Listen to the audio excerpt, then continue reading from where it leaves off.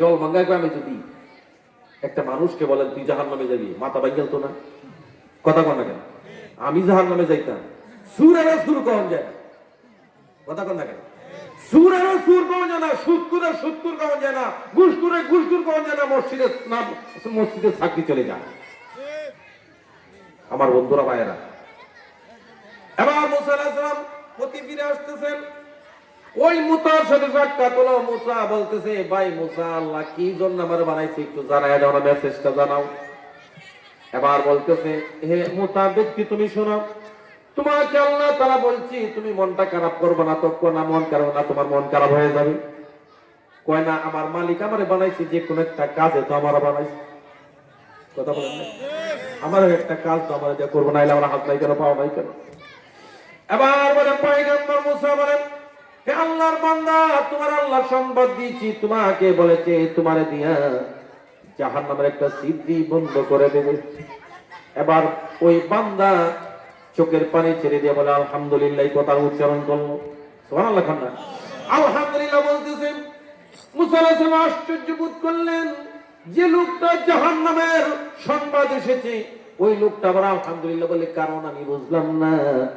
আল্লাহ রাব্বুল আলামিন তাৎক্ষণিক ওহী নাযিল করে বললেন, মুসা রে তুমি শুনে রাখো, এই বান্দা এত মহব্বতে আমার শুকর আদায় করেছি, যার কারণে আমি আল্লাহ খুশি হয়ে গেলাম। আর খুশি হয়ে যাওয়ার পরে তার জাহান্নাম থেকে নামটাকে জান্নাতের দপ্তরে তার নামটা লিখে দিলাম। মাইলে মুমিন সুয়ে মুমিন মিশাওয়াত, মাইলে কাফের চুয়ে কাফের মিশাওয়াত। জোরে কান আল্লাহু আকবার, লা ইলাহা ইল্লাল্লাহ, জোরে জোরে।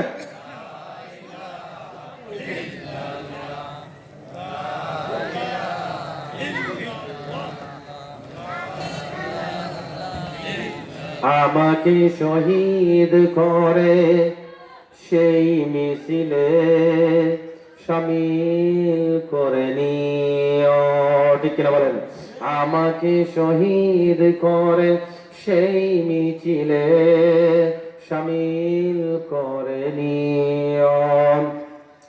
যেই মিছিলের নেতা আমির হামজা, কুয়াইব কাবা, যারা ছিল আল্লাহর অতি প্রিয়, শামিল করে নিও। লা ইলাহা ইল্লাল্লাহ, জোরে করতে হবে। বন্ধুরা আমার, ভাইয়েরা আমার, আল্লাহ রাব্বুল আলামিন ওই ব্যক্তির প্রশংসায় খুশি হয়ে কি দিলেন? জোরে কয় না, কেন দিলেন?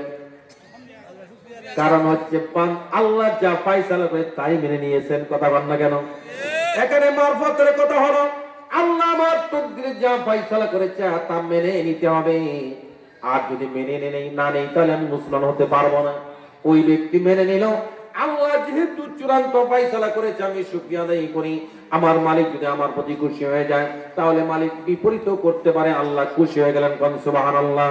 আল্লাহ রাব্বুল আলামিন ওই দিন কিয়ামতের দিন যখন বিচার ফয়সালা শুরু হবে, এবার কিছু মানুষ যখন আপনার জাহান্নামে যেতে থাকবে, ওয়াসিকাল্লাযীনা কাফারু ইলা জাহান্নামা যুমারা, আল্লাহর বান্দারা জাহান্নামের দিকে যখন কাফেরদেরকে হাঁকা নেওয়া হবে, টানিয়ে নেওয়া হবে, ওরা সেদিন বুঝতে পারবে আল্লাহর কোরআন কি জিনিস ছিল, নবী কি ছিল, উম্মতে মুহাম্মাদীর কত মর্যাদা ছিল, সেদিন বোঝা হবে। দুনিয়ায় থাকতে নবীর উম্মত হলাম, মর্যাদা বুঝলাম না, কথা বলেন না কেন? কিমতে হার চিজেরা দান কে চিজ, কিমতে কুদরান দানি আহমকি। জোরে কোন আল্লাহু আকবার। হে বন্ধু, আমার নিজের দাম নিজে বুঝলাম, এত দামি করে আল্লাহকে বানালেন। কিয়ামতের দিনে আল্লাহ বলবেন তুমি জাহান্নামে যাচ্ছ, তাতে আমি আল্লাহর কোনো দোষ নাই, তোমার দোষে তুমি যাচ্ছ, কথা বলেন না কেন? এবার যখন বিপদে পড়বে, বিপদে পড়ার সময় ইয়াউমা ইয়াফিরুল মারউ মিন আখিহি ওয়া উম্মিহি ওয়া আবিহি ওয়া সাহিবাতিহি ওয়া বানিহি। আল্লাহু আকবার। দেখেন, মানুষ বিপদে পড়লে আগে কার কাছে যায় বলেন? আগে কার কাছে যায়? আরে না, আগে যাই মেম্বরের কাছে, কথা কন না? যখন পরে যায় কার কাছে? চেয়ারম্যানের কাছে। পরে যায় কোথায়? থানায়। পরে যায় কোথায়? জেলায়। কয় বিপদে পড়ছি, চেয়ারম্যান সাহেব একটা কিছু করেন। চেয়ারম্যান সাহেব কো বুঝছি তো, তোমার তো 500 টাকা দিয়ে আমার ভোটটা দিছিলা, এবার তোমার সাহায্য করেই জানবো। কথা কর নাকি? কথা বলে খান। তুমি তো ফর্ম খাও নাই, আমার তুমি নিজে ইচ্ছে করে খাইছো।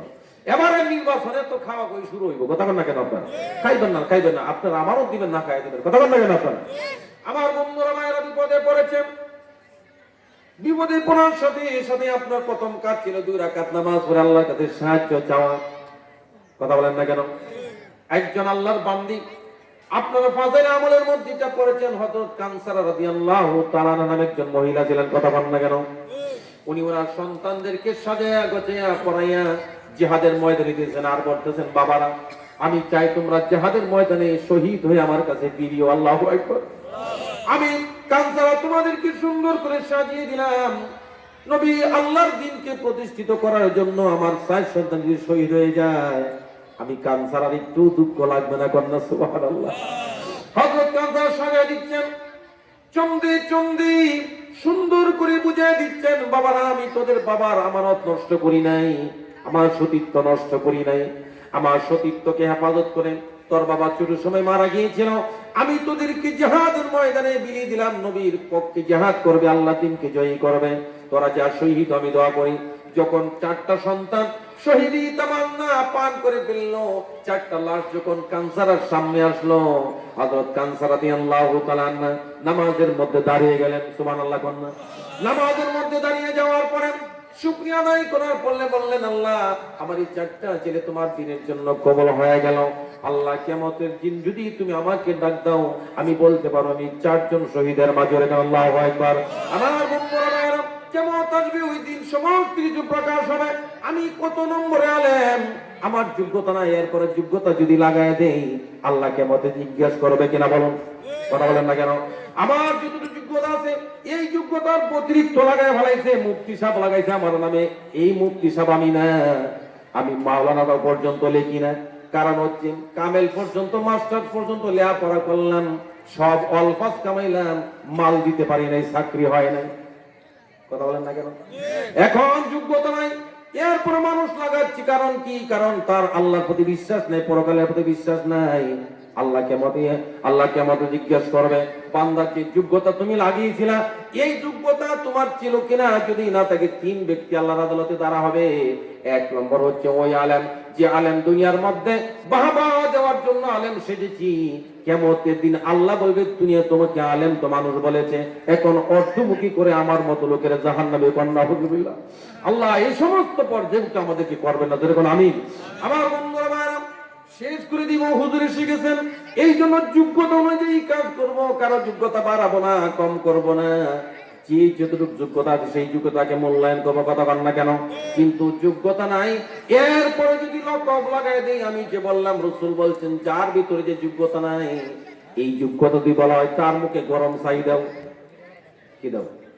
কথা বলে থাকে, কি দাও? গরম ছাই দেওয়ার মোহ। তাহলে যোগ্যতা নেই সে কেন বললো? কত দূরে ঘন্টা কেন আপনারা? বন্ধুরা ভাইয়েরা, এই জন্য যোগ্যতা অনুযায়ী মানুষকে ইজ্জত করার চেষ্টা করবো। কি বলেন আপনারা? আর ওই দিন কিয়ামতের দিন আপনি যখন বিপদে পড়ে মানুষটা, ওই দিন তার প্রথম যাবে তার ভাইয়ের কাছে। সুবহানাল্লাহ করেন। কে বলতেছে? কে বলতেছে বলুন? কোরআন। কে বলতেছে? কোরআন বলতেছে, মুসিবতে যখন তুমি পড়বা, প্রথম যাইবা তোমার ভাইয়ের কাছে কিয়ামতের দিন। সুবহানাল্লাহ বলেন। জোরে কোন সুবহানাল্লাহ। কোরআন জবাব দিচ্ছে, ইয়াউমা ইয়াফিরুল মারউ মিন আখিহি ওয়া উম্মিহি ওয়া আবিহি ওয়া সাহিবাতিহি ওয়া বানিহি। আল্লাহু আকবার বলেন জোরে। এখন বলে আসছিল মালিক ইয়াউমিদ্দিন, বিচার দিবসের মালিক কে? বিচার দিবসের মালিক যিনি, তিনি কে? চিল্লা বলেন, তিনি কে? আল্লাহ। বলতেছে, শোনো, আল্লাহ মুসিবতে পড়ছে, আল্লাহ কয় ভাইয়ের কাছে যা। ভাইয়ের কাছে গেল, বলতেছে, ভাই আমি তো তোমাকে এরকম মহব্বত করতাম, যখন 12 করে বাজারের মধ্যে আমি বসতাম, ছোট ছিলে তুই, তোকে আমি এটা খাওয়াচ্ছি সেটা খাওয়াচ্ছি, এখন আমার বিপদে তুই রক্ষা কর। ভাই ও স্বীকার গেল। সুবহানাল্লাহ। ভাই কি গেল? ও স্বীকার গেল। দুনিয়াতেই সবচেয়ে কম বলে একবার গেলে ছুরি মারে। কথা কন না? ছুরি মারে রাস্তা বন্ধ করে দেয়, কথা বলে না, মাসের মাস চলে যায়, বছরে বছর চলে যায়, কথা বলতে চায় না। কারণ কি জন্য? দুনিয়ার স্বার্থের জন্য। দুনিয়ায় যদি এমন হয় তা আখেরাতটা কেমন হবে? কথা বলেন না কেন? আমার বন্ধুরা ভাইয়েরা, না না আমার সময় নাই, যে হুজুর আসছেন, হুজুর চলে আসছেন তো, সময় তো আরো আলেম আছেন, এই কারো মুক্তি সব আছেন, আপনাদের আবুল বাসার সব আছেন, আমারও সব সময় দিলে হেরা কি করবো? কথা করতে গেলে আমি এই যে বলছি ফজর পর্যন্ত চলবো, কোরআন দিয়ে চলবো ইনশাআল্লাহ। ফজর পর্যন্তই বলি, কোরআন শেষ হবে না ইনশাআল্লাহ, বলেন না? কারণ হচ্ছে এই যে কোরআনের একটা মজেজা আছে না নাই? এখন আমাদের সামনে সবচেয়ে শ্রেষ্ঠ মজে হচ্ছে কোরআন। এই কোরআন ডিসিডে পার্লামেন্ট, এই কোরআনকে যদি আমি বিশ্বাস করি, এই কোরআন যদি জীবন সাজাই, এই কোরআন আমাকে জান্নাতে নিয়ে যাবে। সুবহানাল্লাহ।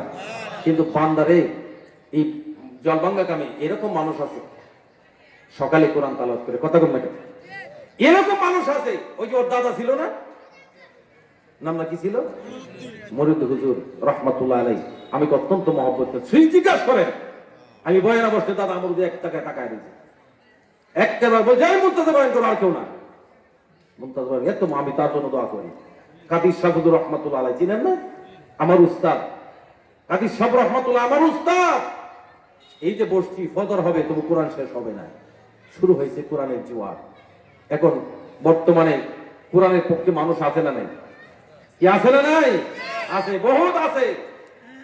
এখন কোরআন নিয়ে মানুষ রিসার্চ করে, গবেষণা করে, অ্যানালাইসিস করে, কোরআনের সূক্ষ্ম সূক্ষ্ম দিকগুলি মানুষের সামনে উপস্থাপন করে।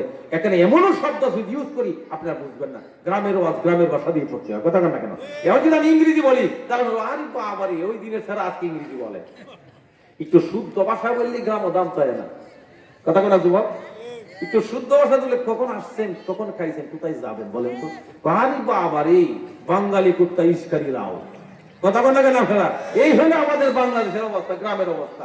শুদ্ধ ভাষা বলতে গেলেই এই ছেলেটা কি দেখি অমুকে ছাড়া না, তুমি বলে হয় তোমার বাপ দেখি বরের কাম হয়, তুমি শুদ্ধ ভাষা গাও, তামায় দিল, কথা বলেন না কেন? তামায়, যে ছেলেটা উঠতেছে তাকে উঠতে দেয় না, কথা বলেন না কেন আপনার? বন্ধুরা কষ্ট পাইতেছেন? আর একটু সময় নয়, যেহেতু জিয়াউল হক চলে আসে, এই জন্য আপনাদের সামনে আর এই বয়ান করলে আপনারা জানি শুনবেন, যতক্ষণ বয়ান করি। এই বাবার আসুন, এই সোনামণির আসুন, এতক্ষণ এই বাড়াই, এই পিস্তলে করতেছে, দেখছেন? পিস্তলে আল্লাহু আকবার দেখেন, পিস্তল এখন পকেটে পকেটে থাকে, আল্লাহু আকবার। এগুলো আমাদের সোনামণিরা, ওরা মোবাইল ছাড়া কিন্তু ঘুমায় না, কথা বল না। আমার দেশে এরকম আপলোড হয়েছে, ছেলে কোলে দিয়া মোবাইল দিয়া ছেলেকে বসাইছে, আর মহিলা কাজ করতেছে, মোবাইল দেখতেছে। বলেন এই ছেলেটা কি মেধা ভালো হবে? আপনার নাসা বিজ্ঞানী প্রমাণ করছে 2030 সাল পর্যন্ত মূর্খের সংখ্যা বেড়ে যাবে, মূর্খের সংখ্যা বাড়বে।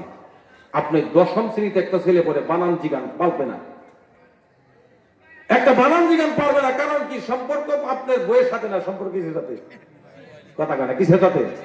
এই আপনার এক চোখা খারাপ দুগালের সাথে সম্পর্ক হয়ে গেছে। আমি অন্য লাইনে চলে গেলাম, আপনারা কষ্ট পাইতেছেন না তো? তাহলে প্রথম কার কাছে যাবেন? ভাইয়ের কাছে। ভাই কিরকম আপন? ভাই কিরকম আপন? দুনিয়াতেই বোঝা যায়, দুনিয়াতেই বোঝা যায়। আহা, 3টা ভাই ছিলাম, এর কথা বলেন, এদিকে থাকলে ওইদিকে যা, নামাজে যায় না, দাওয়াত দিবাই নামাজও যা, নামাজ পড়িয়ে হয়েছি। যদি বলি কি ভাই হয়ে যাচ্ছ, হাঁটাতেই নামাজ পড়িয়েছি, কথা কথা আছে, হাঁটাত নামাজ হয়ে যাচ্ছে, আমরা ও তৈরি পাই না, আর হাইটটা গেল নামাজ পড়ে না। তো কত বড় তরবিয়ত তারা কামাইছে, কথা কন না কে? কথা ধরে খান। আমার বন্ধুরা ভাইয়েরা, আল্লাহ রাব্বুল আলামিন বললেন ভাইয়ের কাছে যাও। ভাইয়ের কাছে গেল, ভাই অস্বীকার গেল, আমি তো তোমার ভাই লাগি না, আমি আমার ভাই দুনিয়াতে ছিল না, সুতরাং ভাইয়ের জন্য ভাই বিদেশ প্রবাসে জীবন কাটিয়েছি, ভাইকে টাকা দিয়ে। আজকেও একটা ঘটনা দেখলাম, বাবার সন্তান বিদেশ গেল, 5 বছর টাকার পরে বাড়িতে চলে আসলে অভিনয় শুরু হলো। কাটুল্লার মধ্যে চড়ে বন্ধু 4 জন লোক ভাড়া নিয়ে কাটুল্লা ঘরের সামনে নামালো।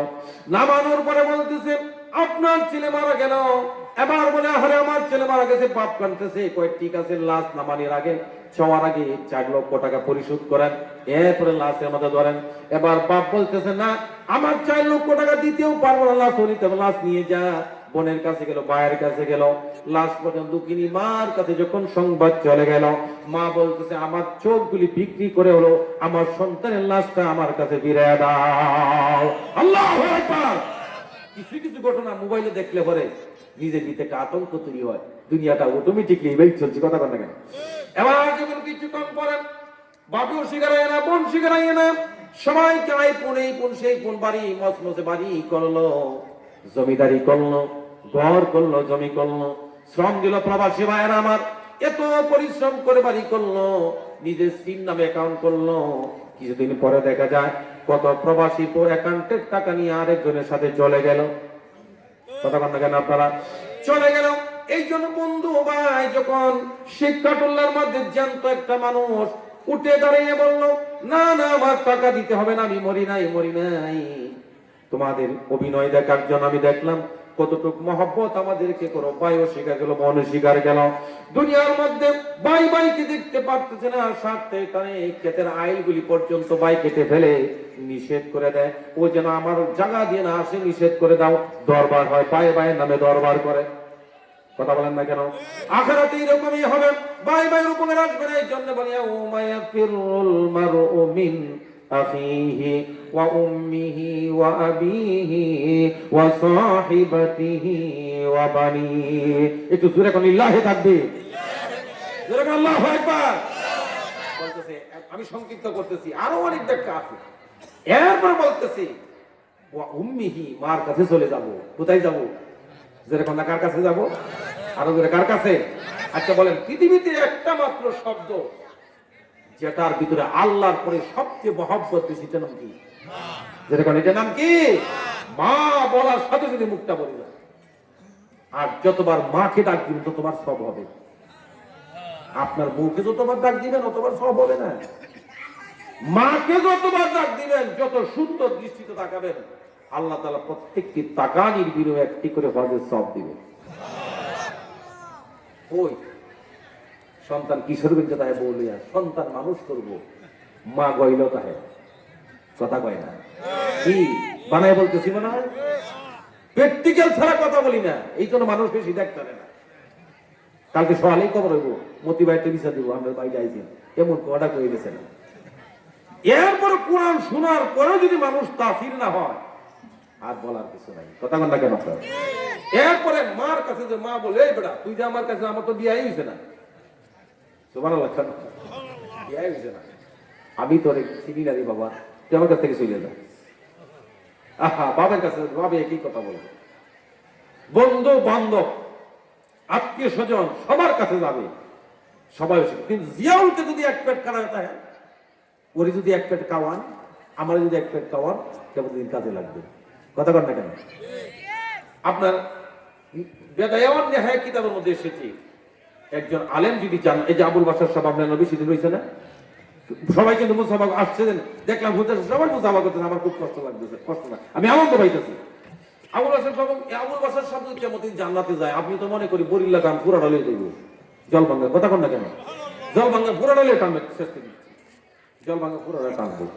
এই জন্য আসুন আমরা দৃষ্টিভঙ্গি পরিবর্তন করি, জান্নাতমুখী হই, ঠিক কিনা বলে? দৃষ্টি পাল্টায়, জান্নাতমুখী হই, ইবাদত করি, আল্লাহর গোলামি করি, জমিনে আল্লাহর আইন প্রতিষ্ঠিত করি, যে জমিনে আনিল হুকমু ইল্লা লিল্লাহ। এই যে আল্লাহ পাক বলছেন আইন চলবে কার? কোথায় বলেন আইন চলবে কার? আল্লাহ। আনিল হুকমু, হুকুম আল্লাহ চলবে, আইন আল্লাহ চলবে। আল্লাহ তাআলা যে আলোচনা করেছি, ইনশাআল্লাহ অনেক আলোচনা করতাম, এই জন্য এই সময় যেহেতু আপনাদের এলাকার ছেলে, তার একটা হক আছে না, আবুল বাশার সাহেব আছেন, আপনাদের স্বনামধন্য মুফতি সাহেব আছেন, ওনারা বয়ান করবেন।